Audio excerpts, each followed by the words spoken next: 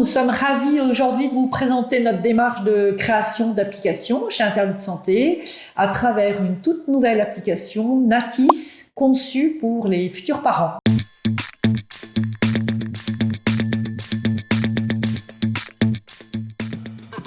Pour comprendre les besoins des utilisateurs et non pas développer une application qui va être centrée sur ce qu'on voudrait faire, mais plutôt centrée sur l'utilisateur, on a l'habitude d'organiser des Lab IS.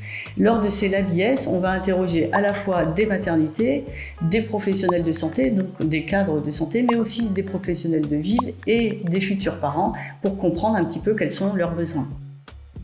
Pour concrétiser le projet, on commence par réaliser ce qu'on appelle des maquettes fil de fer. Donc ce sont des maquettes qui sont uniquement fonctionnelles. Ces maquettes fonctionnelles vont justement pouvoir être testées. On va pouvoir tester à la fois le back-office pour que la maternité puisse intégrer des contenus et pousser de l'information qui va être personnalisée, mais surtout d'orienter nos tests utilisateurs auprès des futurs parents pour les observer, voir un petit peu comment ils arrivent à s'approprier l'application et quels sont leurs retours sur les différentes fonctionnalités qui sont proposées.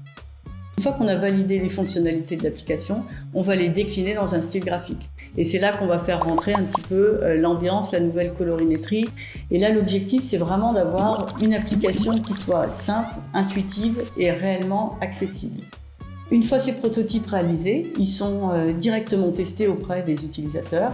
Et là, on va pouvoir peut-être, par itération successive, se rendre compte qu'il y a certaines fonctionnalités qui nécessitent d'être encore simplifiées ou qui pourront être simplifiées. Et ça fera partie du travail du développeur. Alors, justement, parlons du développement. La partie développement est abordée par notre chef de produit et développeur Antoine, ici présent.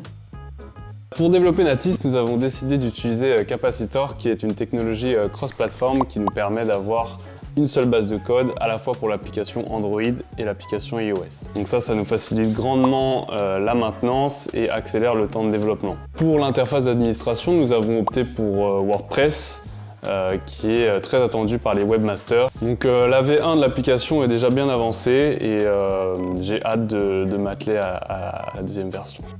Finalement, le réel test de Natis, ce sera celui lors de son lancement, puisqu'on va continuer à suivre nos premiers utilisateurs justement pour pouvoir faire évoluer l'application au fur et à mesure des usages. Tout ce travail de préparation, il s'est étalé sur une période de 14 mois. En fait, 14 mois pour pouvoir rassembler les différents interlocuteurs, les interroger, faire différentes itérations. Et c'est ce qui nous rend convaincus aujourd'hui de son succès, c'est ce qui fait qu'elle est prête en réalité. Ça y est, Natis est prête, elle est disponible et prête à être déployée dans toutes les maternités de France. Merci de nous avoir suivis.